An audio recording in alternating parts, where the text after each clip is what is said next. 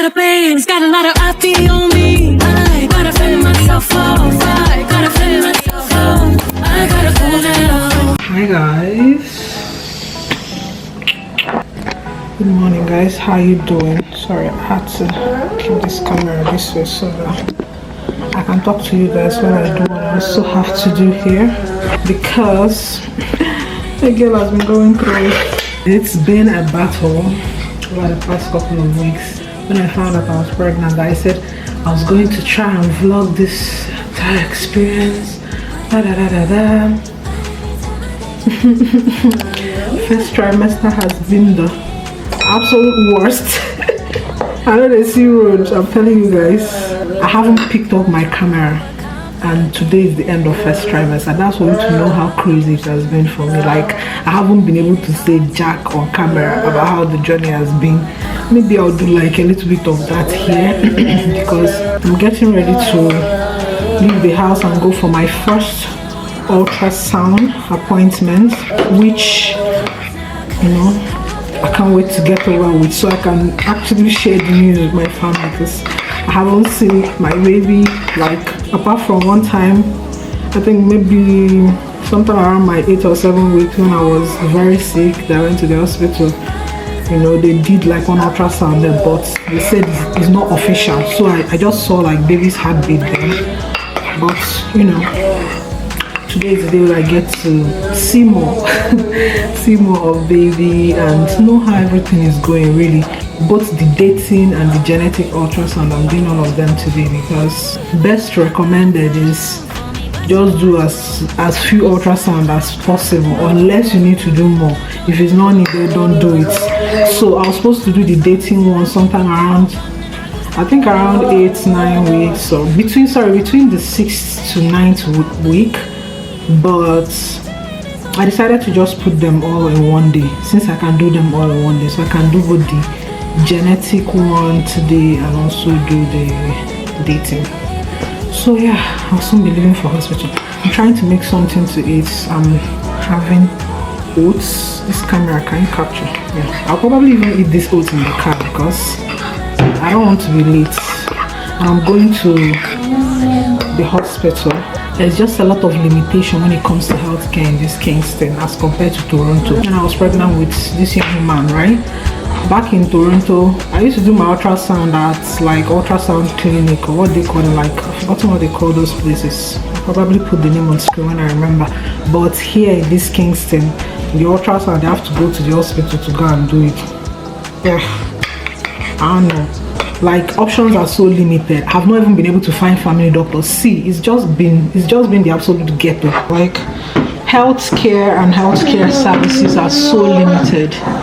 So that's another thing to deal with living in Kingston. But yeah, I found a midwife because I used midwives for my first pregnancy and I really enjoyed my experience. So I decided to stick with midwives again this time around.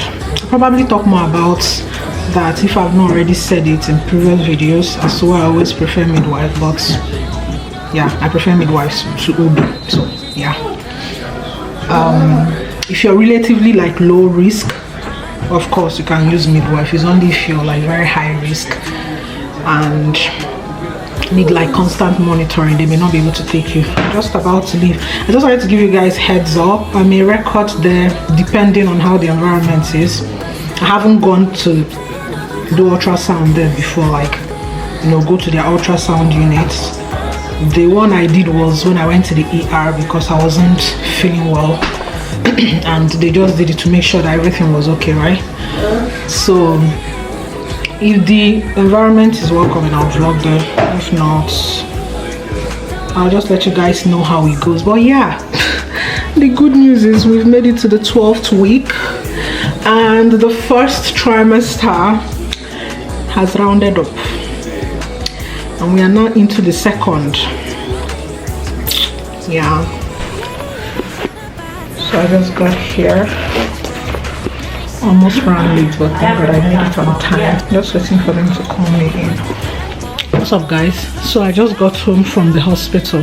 I wasn't able to vlog in the ultrasound room because the ultrasound lady say, it's not allowed, so I wasn't able to vlog there, but at least I was able to see baby, see how baby is doing, movement here and there, everything, doing everything and moving everywhere. So I'm thankful to God. At least baby is healthy, baby is fine.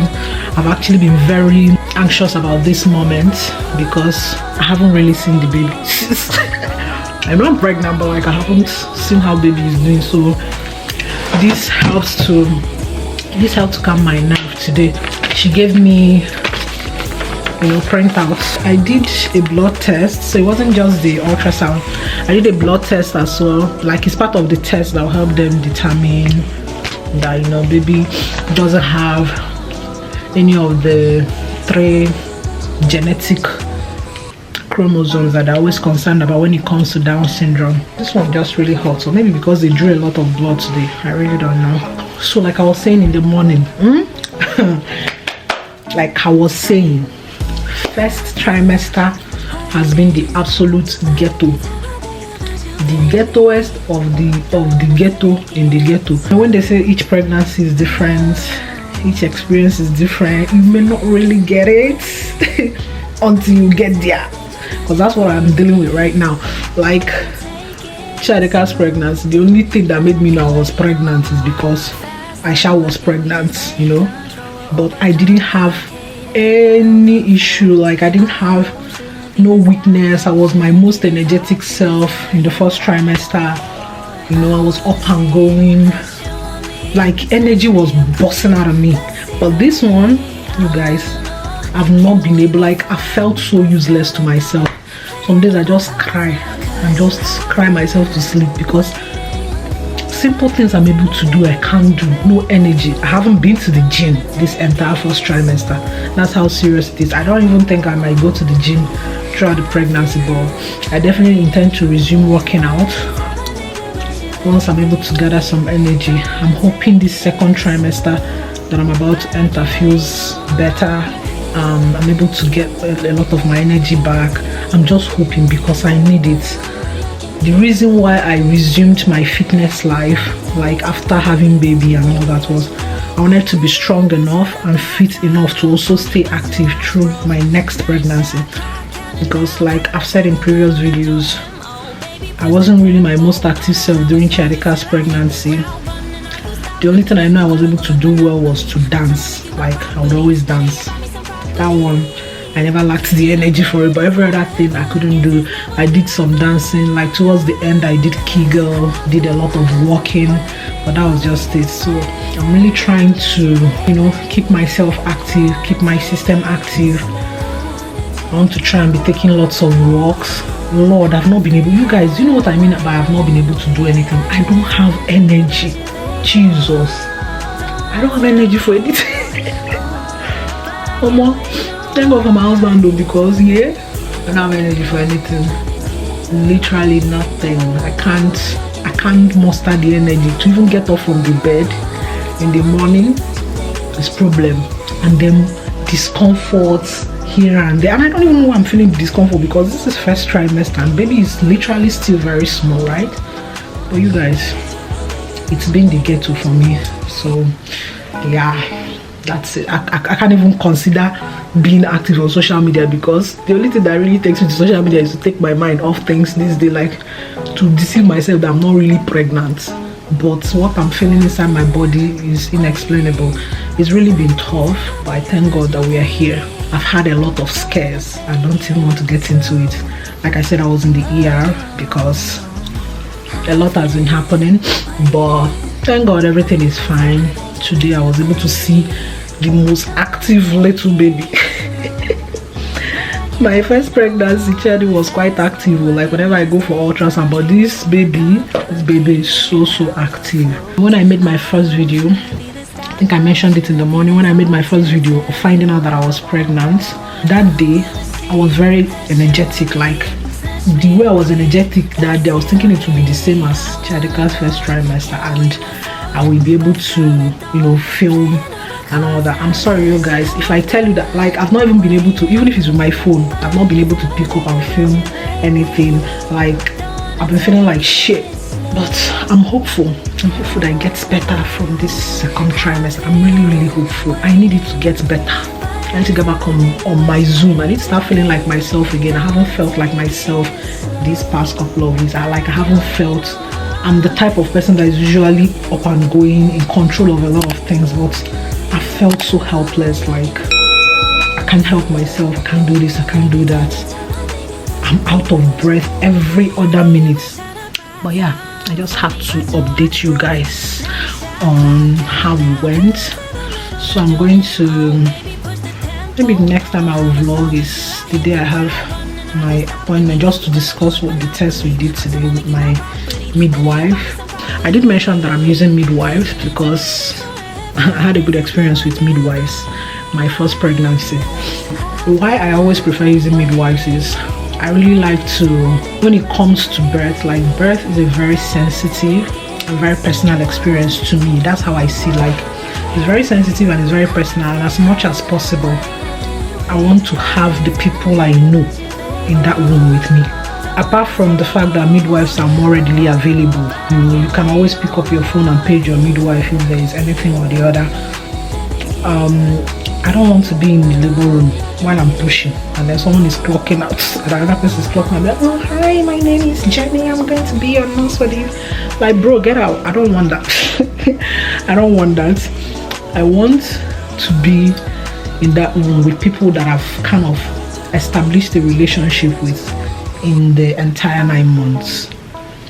For me, it's very comforting. I think it's one of the things that was very comforting to me in my first birth. When some people talk about my video, they be like, they don't know where I'm seeing energy, why I'm even laughing and all that, because I felt comfortable, like very comfortable, very free with the people around me there, because they're the people I've been with, I've built a relationship with the past couple of weeks and months leading up to that delivery. So that's how I would like it. And again, Kingston, like I said, there's a lot of limitation here from like the diversity. See, the limitation in diversity here is a lot.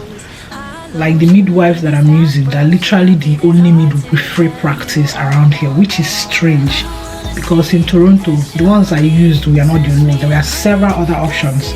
I just chose to use those ones, and thankfully they were like angels in the labor room for me. They were angels sent. They were the best.